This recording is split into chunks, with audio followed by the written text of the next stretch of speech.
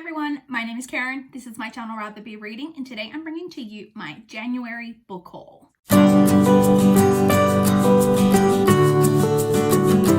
Now, I'm just going to address it right off the top. If you saw my January wrap up, then you know I didn't haul any physical books this month. Sad for my book haul, but great for my physical TBR numbers. But that doesn't mean we don't have a haul for you, because I do still have all of the library books that I picked up this month, as well as all of the ebooks that I acquired this month. So we're going to talk about those instead. So as always, we'll start off with the library books. I picked up 7 library books, but the beginning of the year is always a time where I get a lot of books from the library because I start requesting books, putting books on hold that I need to read for different goals that I have and such. So it is what it is, but let's just start talking about them. So the very first book that I picked up is The Essence of Malice by Ashley Weaver. This is the 4th book in the Amory Ames series, the first book being The Murder at the Brightwell. If you guys recall, this is like a sophisticated, cozy mystery series that I've been really, really loving. This is the next one that I need to read. And so I picked it up and I'm excited to have it because I love this series. I then picked up Giant Days, Volume 13. If I am correct, I believe that Volume 14, the one after this, is the final volume. So this is the penultimate volume, which is both exciting and sad, but looking forward to getting to this because I love this. Just in case you don't know, this is new adult contemporary graphic novel series following 3 girls as they traverse their university years living in the UK. Next, I have something a little different that I haven't had for a while, and that is a manga, and that is The Promised Neverland the story is by, I'm going to butcher this and I apologize, Kayu Shirei, and art by Pasuka Demizu. I am apologizing for the pronunciation. Someone mentioned in the comments that this was something that they had read recently and really loved, and then I just happened to look it up and I saw that quite a few of the people that I follow on Goodreads have read this manga series and really, really loved it. And so I thought I'll just have a look and see whether my library has it, and they do. They have the entire series from what I could tell, so I thought I might as well get the first volume out and give it a go because it's been a long time since I've read any manga. Oh, we have a cat appearance. Say hi, Winnie. Hi. You come to sniff the books? Okay, but Mum's filming, so okay. Yeah, okay, good girl.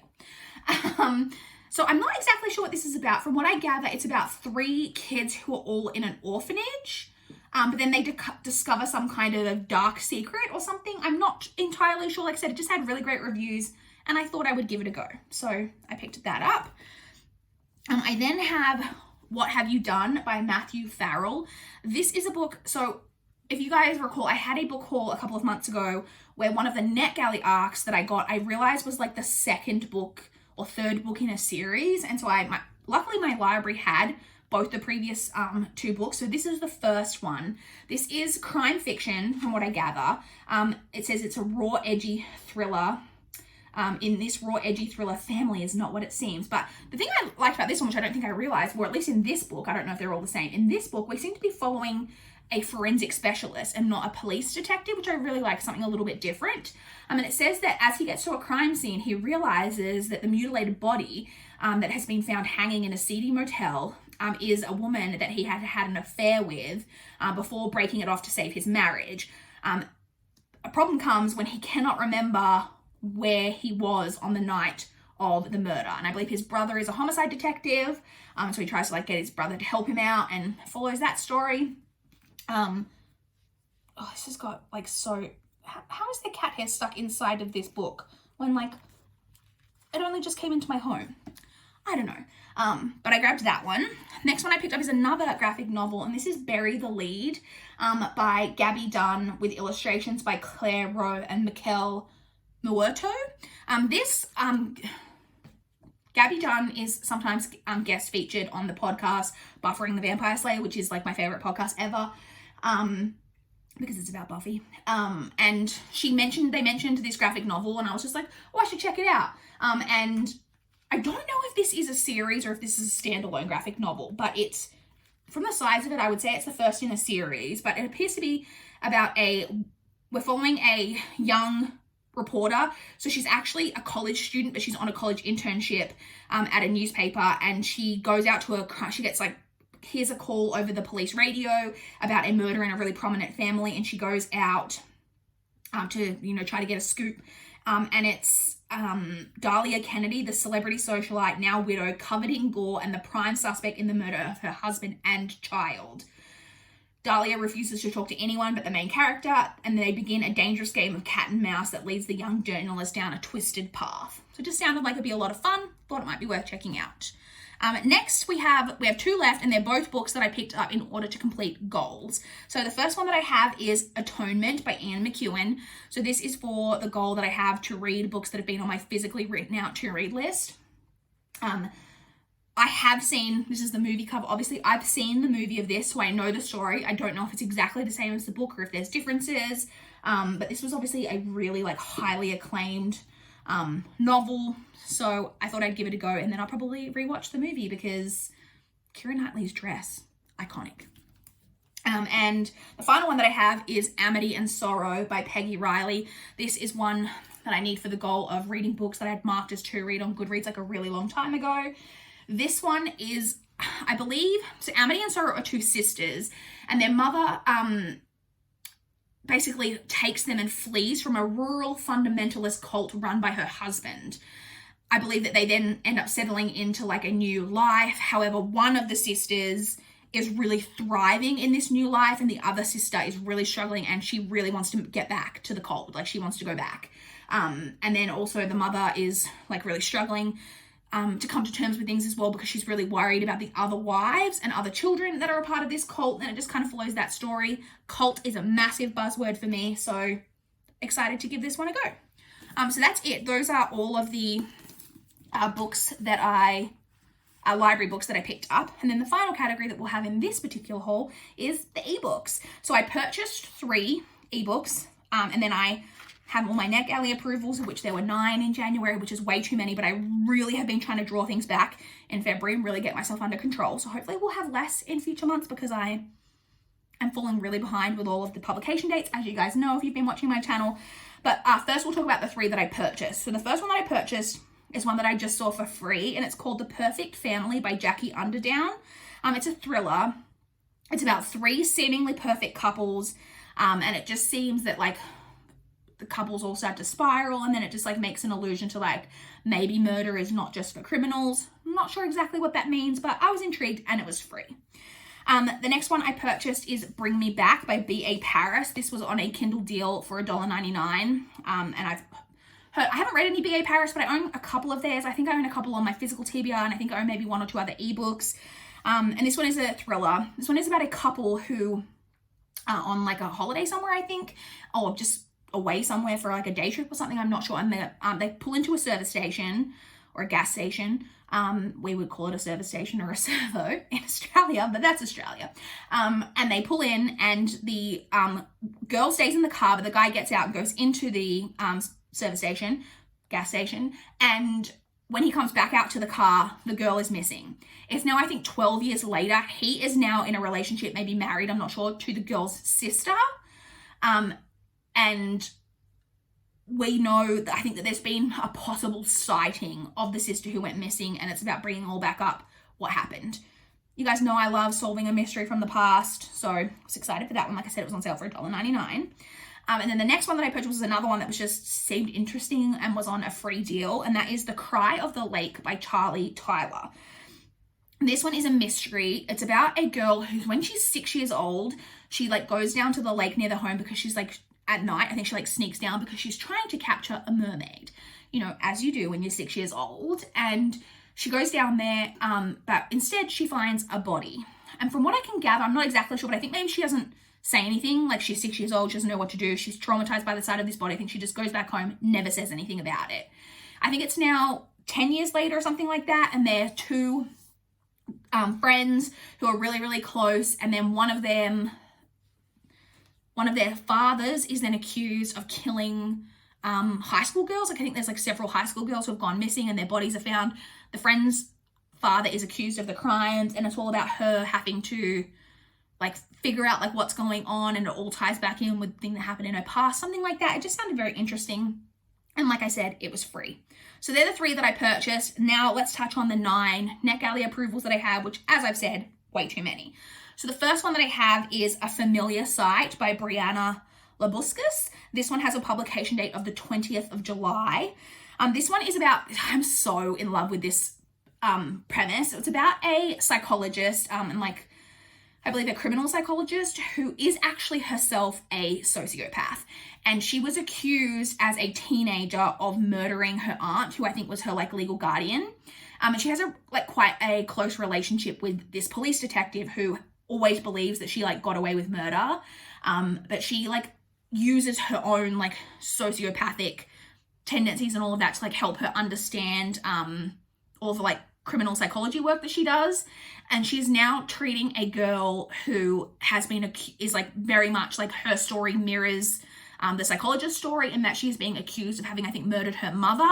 And she feels like the girl is probably a sociopath, but not all sociopaths are murderers, and that she is maybe being railroaded into being framed for like a crime that she didn't commit, and that she's all trying to figure out what went on. I don't know, I'm in love with that synopsis. A criminal psychologist who's actually a sociopath and like is like known, like she knows that she's a sociopath and like it like uses that to like help. I don't know, I'm into it.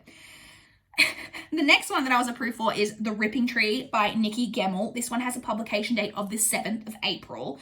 This one is a historical fiction, and it's about a woman who is on her way to the colonies, Australia.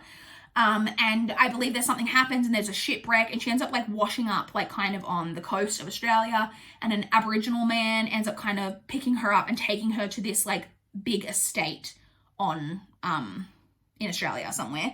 And she basically is like, this is an opportunity for her to, because I think they don't know that she's like a convict. And so she is able to kind of like start a new life on this estate.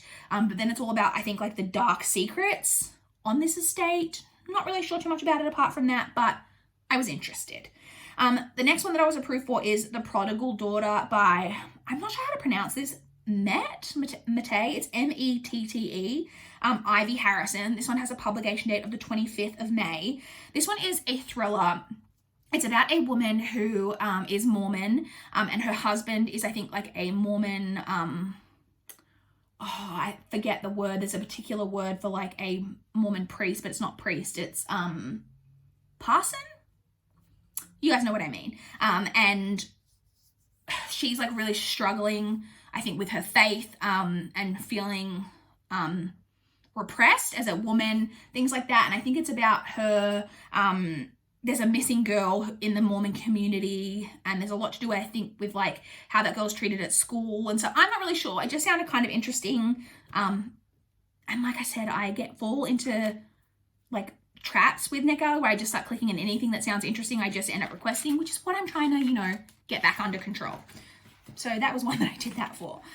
The next one I was really excited to be approved for is The Silent Suspect by Nell Patterson. This one has a publication date of the 29th of April. You guys may recall this is the third in a series. I've read both of the previous two books. So this is the third one. This is a series that follows a main character named Paige, who is a sign language interpreter. She is hearing, but she's a sign language interpreter for the deaf and hard of hearing community. And it is very good representation, as Nell Patterson herself has hearing loss and has worked as an interpreter. So it's really great representation for that. And she ends up being a sign language interpreter a lot for police. And so there's always like different crimes that we're following. This one is about she has a client, I think, who she's like helped as an interpreter quite a few times. And she gets a call one night that his house is like burning to the ground. He has made it out, but his wife did not. They then realized that the wife was dead before the house burned down. And as he came out from the house, he says to Paige, the main character, that he knows who did it, but then he is immediately a suspect and immediately clams up and won't be saying anything. It's about that. It just sounded interesting. The next one I was approved for is The Jane Austen Investigates, The Abbey Mystery by Julia Golding. This one has a publication date of the 23rd of April. This one is, I think, middle grade, but might border between like middle grade and YA, like young YA. And this, I think it's the first in a series. It just sounded like a lot of fun, so I thought I'd give it a go. It's about how old is she? I think she's a 13-year-old Jane Austen who investigates like mysteries. Does that not just sound incredibly delightful? It does to me, and so I was excited to be approved for it. The next one I was approved for is Dear Child by Romy Hausman. This one had had a publication date of the 31st of December 2020. This one is actually on my February TBR because when I was approved for it, it had already been published. Just really irritating, but it is what it is. This one is about a woman who her and her 2 children are being held captive by father, and she manages to escape and she flees. I said in my TBR and I haven't read it yet, so I'm not sure. I'm not sure if she takes her children with her, if she leaves her children behind, but she's being held captive for like a long time, like 15 years or something like that. And it's about her returning to her life, but then there's also some like possibility that maybe she's not the person who went missing all those years ago, or people aren't sure whether she is.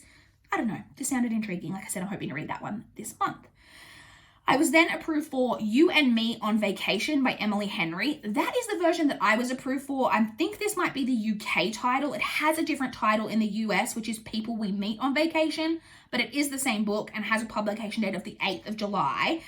This one is a women's fiction romance. It's about 2 people who, a guy and a girl, who are like best friends. Are like complete opposites, but they've been best friends for like a really, really long time. Every year they go on vacation for like 2 weeks together, until 2 years ago when something disastrous happened and they haven't spoken in 2 years. I think the girl then decides that she wants to like fix things. She really misses her best friend. She wants to fix things. And so she calls him up and begs him for them to go on one last vacation together and try to sort things out. And it follows that story. I presume it's going to be like a, friends to enemies to lovers. Sounds fantastic. I have only read, Emily Henry's book Beach Read came out, I think last year, and was quite popular. Prior to that, she'd been writing more YA, and I have read The Love That Split the World, which I have an unpopular opinion on, that a lot of people really hated that book. I really liked that book. But I haven't read any of her like adult romancy women's fiction, so excited to give that one a go. The next one I was approved for is Dark Lullaby by Polly Ho Yen. This one has a publication date of the 23rd of March. This one is set in like kind of a dystopian future where the world has been undergoing a fertility crisis. And the only way for people to have children is an incredibly like painful fertility like treatment that people can undergo. But the fertility treatment is like incredibly regimented. And if you are deemed unworthy to have a child, your child can be did I write down the exact word? Your child can be extracted.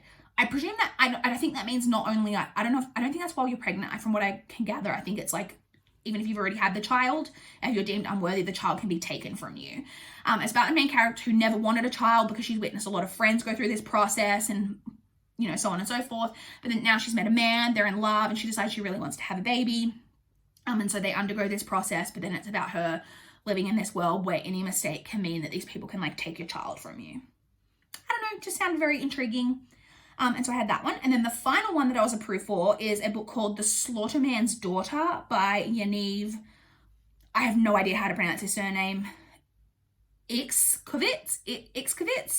I know I'm butchering that. I apologize. This one has a publication date of the 15th of April. I will leave on the screen. I'm pretty sure this is translated from another language, but I forgot to note down where it's being translated from. So I'll leave that on the screen.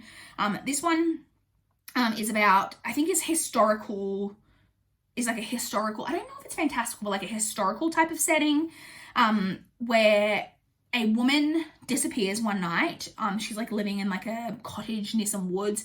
She disappears into the woods one night, leaving behind her like husband and children. And people are very confused by this because it says like something weird in the synopsis, like because it's normally men who go missing, but this woman goes missing, and then it's all about them trying to figure out like why this woman went missing. There's a lot of like different like suspicions going around that like the year before the sister's husband went missing, and so they're wondering whether she like went off to meet up with him. There is a like a boat deckhand man who's gone missing at the same time, and they think maybe she met up with him. And then also there is a person who was murdered on like a nearby like roadway out of the town. They're like not wondering she's involved in that. A lot of suspicions. It just sounded very interesting. I really was drawn in by the title, and so I requested it and was approved for it. So that's it. Those are all of the books that I acquired in the month of January. I would love to chat with you guys in the comments down below. If you've read any of these books, or if you want to read any of them, if you've got any thoughts on any of them, or if you want to chat to me about what you guys have been picking up recently, I would love to chat in the comments down below. Please like this video if you liked it. Please subscribe if you want to see more from my channel. That is all I have for this video today. Bye guys.